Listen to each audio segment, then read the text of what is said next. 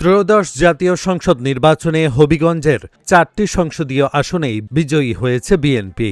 জেলার রাজনীতিতে একযোগে এমন ফলাফল নতুন সমীকরণের ইঙ্গিত দিচ্ছে।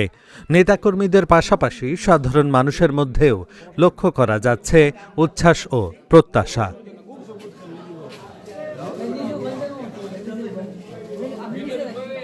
দীর্ঘদিন বাংলাদেশ আওয়ামী লীগের শক্ত ঘাঁটি হিসেবে পরিচিত এ জেলায় এমন ফলাফলকে বিশ্লেষকরা রাজনৈতিক পরিবর্তনের বার্তা হিসেবে দেখছেন।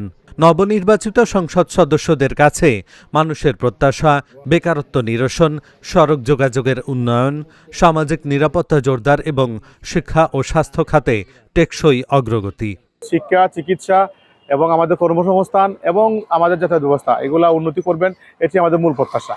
এই এলাকাটা আমাদের সমৃদ্ধ এবং আধুনিক শহর হিসেবে রূপান্তরিত করা যায় এবং যে যোগাযোগ যে অবস্থা, যে খারাপ ভয়াবহ অবস্থা, এবং আমাদের এখানে চিকিৎসার, স্বাস্থ্যসেবা সহ যে প্রবলেমগুলো আছে আমাদের এগুলা ফাইন্ড আউট করে উনি দ্রুত ব্যবস্থা নেবেন, এটাই আমাদের মূল প্রত্যাশা। আমাদের নবীগঞ্জে যে রাস্তাঘাট বেহাল অবস্থা, আমরা আশা করি উনি আমাদের নবীগঞ্জ বাহুবলে যে রাস্তাঘাট আছে সব উন্নয়ন করবেন, আমরা এই প্রত্যাশা করি।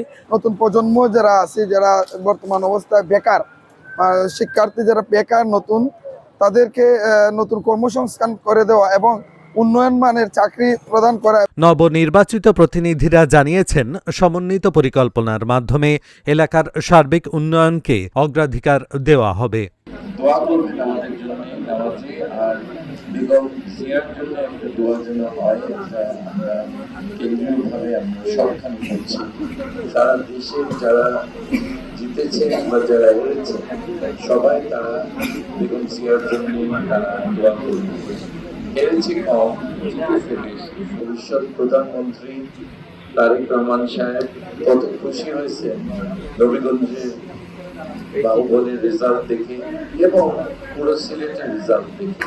অনেক ধরনের সমস্যা সামনে, কিন্তু আমি আপনাদের বিরাট একটা অবদান আমি যোগ্যতা জানাই। নির্বাচিত প্রতিনিধিরা সকল রাজনৈতিক দল ও শ্রেণী পেশার মানুষের অংশগ্রহণে উন্নয়ন কর্মকাণ্ড এগিয়ে নেওয়ার অঙ্গীকার করেছেন। আমাদের প্রিয় নেতা তারেক রহমান সাহেব নিজে ঘোষণা দিয়েছেন যে আমরা সকলে মিলে দেশকে ভালোবেসে আমরা একসঙ্গে মিলেমিশে কাজ করব। দুর্নীতি নিজেরা করব না, কোনো দুর্নীতিবাজকে আমরা ডানে বামে রাখবো না। সেটা শুধু রাজনীতিবিদদের জন্য নয়, প্রশাসনেও যদি কেউ এই দুর্নীতির সাথে নিজেদের বন্ধুত্ব থাকে, আমার সবিনয় অনুরোধ থাকবে, 3 বার মেয়র ছিলাম, কোনো দুর্নীতি আমাকে স্পর্শ করতে পারেনি। এবার যেহেতু আল্লাহ রাব্বুল আলামিন বড় পরিসরে কাজ করার সুযোগ দিচ্ছেন, কোনো দুর্নীতিবাজ কর্মকর্তাও আমাদের সাথে ওনাদের বন্ধুত্ব হবে, এটা ভাববার কোনো কারণ নেই। ভোটারদের প্রত্যাশা, নির্বাচনী প্রতিশ্রুতির বাস্তবায়নের মধ্য দিয়ে অবহেলিত হবিগঞ্জে টেকসই উন্নয়নের নতুন দিগন্ত উন্মোচিত হবে। উনি আইন শৃঙ্খলা পরিস্থিতির সার্বিকভাবে উন্নয়ন ঘটাবেন এবং সামাজিক নিরাপত্তা বা জনমানুষের নিরাপত্তা বাস্তবায়নে উনি যথাযথ কাজ করে যাবেন।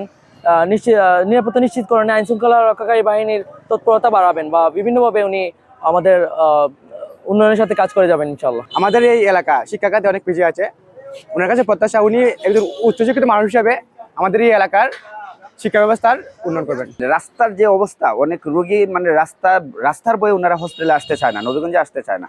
তো নতুন এমপি সাহেবের কাছে আমার প্রত্যাশা উনি যেন নবীগঞ্জের রাস্তাঘাট সহ শিক্ষা খাত, তারপর হচ্ছে আপনার স্বাস্থ্যসেবা খুবই গুরুত্ব সহিত দেখেন। ত্রয়োদশ জাতীয় সংসদ নির্বাচনে হবিগঞ্জের 4টি আসনে বিএনপির এই নিরঙ্কুশ জয়ে আশার আলো দেখছে এলাকাবাসী। এখন দেখার বিষয়, জনপ্রত্যাশা পূরণে কতটা সফল হন নবনির্বাচিত সংসদ সদস্যরা। Dhaka journal, news desk.